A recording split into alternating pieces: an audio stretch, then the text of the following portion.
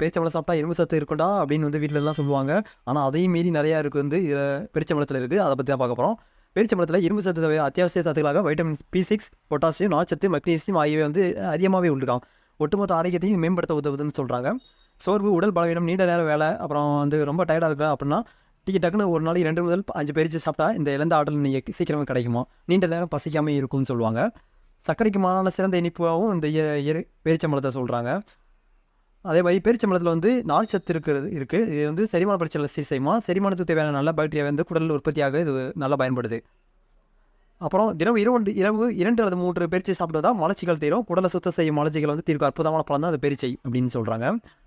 அதே மாதிரி பேரிச்சையில் உள்ள பொட்டாசியம் வந்து இதயத்தை பாதுகாக்குவது தான். குறிப்பாக தினமும் பேரிச்சை சாப்பிடுவதனால ரத்த அழுத்தத்தை குறைச்சி அதன் மூலம் இதய நோய்களை வந்து தடுக்குதாமா கண்டிப்பாகவே.